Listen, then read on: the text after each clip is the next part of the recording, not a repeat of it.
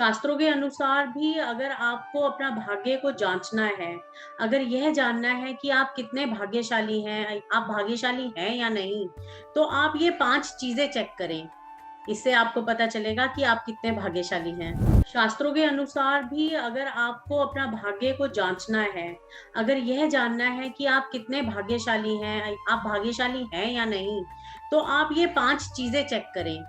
इससे आपको पता चलेगा कि आप कितने भाग्यशाली हैं। अगर आपके पास यह 5 चीज़ें मौजूद हैं, तो आप मान लीजिए कि आप भाग्यशाली हैं। इनफैक्ट अगर आपके पास इन 5 में से 2 चीज़ें या 1 चीज़ भी मौजूद है, तो आप समझ लीजिए कि आप बहुत भाग्यशाली हैं। अगर आपके पास यह 5 चीज़ें मौजूद हैं, तो आप मान लीजिए कि आप भाग्यशाली हैं। इनफैक्ट अगर आपके पास इन 5 में से 2 चीज़ें या 1 चीज़ भी मौजूद है, तो आप समझ लीजिए कि आप बहुत भाग्यशाली हैं। सबसे पहला है जो स्वस्थ शरीर होता है, स्वस्थ तन और स्वस्थ मन। यह सबसे अगर किसी का सबसे बेटर है, अगर किसी की हेल्थ बहुत अच्छी है, अगर उसका माइंड स्टेबल है, तो वह सबसे भाग्यशाली इंसान है। सबसे पहला है जो स्वस्थ शरीर होता है, स्वस्थ तन और स्वस्थ मन।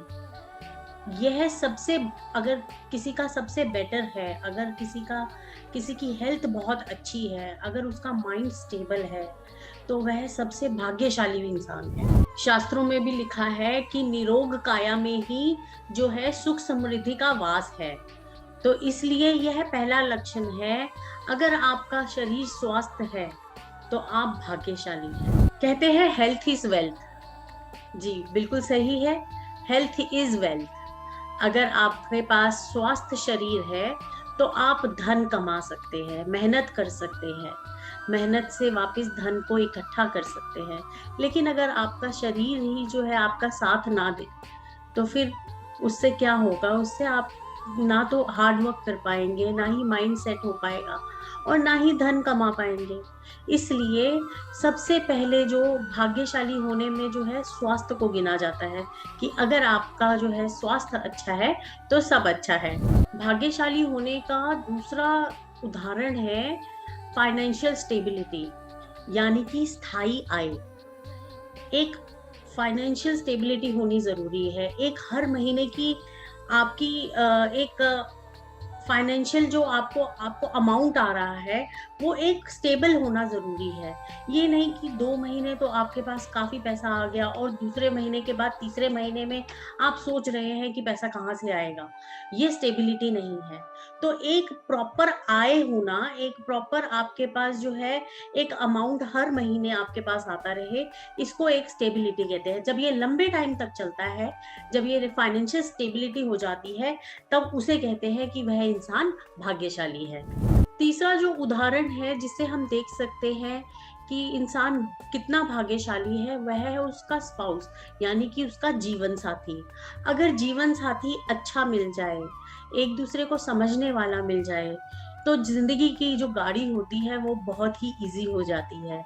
लाइफ साइकिल जिसे कहते हैं, वो बहुत ही आसान हो जाती है। एक दूसरे के साथ अंडरस्टैंडिंग रखने वाले, एक दूसरे के साथ एक दूसरे की बात को समझने वाले, एक दूसरे को मोटिवेट करने वाले, एक दूसरे के करियर को समझने वाले। ऐसा अगर कोई जीवन साथी मिल जाता है, तो समझिए कि आप बहुत ही भाग्यशाली हैं। अच्छी संतान होना भी एक बहुत बड़ी निशानी है कि आपका भाग्य अच्छा है। अगर आपके आपके बच्चे अच्छे हैं, वो आपको अच्छे से अंडरस्टैंड करते हैं, आपकी हर बात मानते हैं, आपको पूरा रिस्पेक्ट देते हैं, पढ़ाई में अच्छे हैं, उनको अपनी रिस्पॉन्सिबिलिटीज़ समझ आ चुकी है, तो यह भी एक बहुत बड़ा निशानी है जिससे आप कह सकते हैं कि आपका भाग्य बहुत अच्छा है।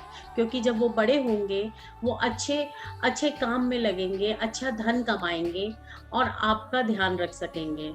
इससे जो है वृद्धावस्था में जब आप जाएँगे, तो आप अपने भाग्य को सुख पाएँगे।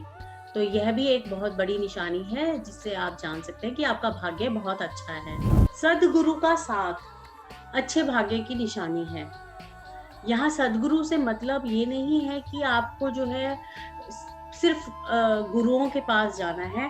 अच्छी संगति, अच्छे लोगों में उठना-बैठना, जो आपको कुछ सिखा सकें। जीवन में आपको आगे बढ़ने की प्रेरणा दे सकें। कभी भी अगर आपको किसी भी तरीके की कोई ज़रूरत पड़ती है, वो आपको सपोर्ट दे सकें।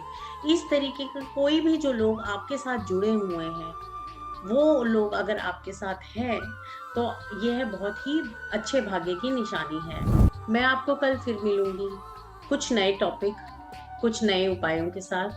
तब तक आप अपना ध्यान रखें, सुखी रहें। नमस्कार।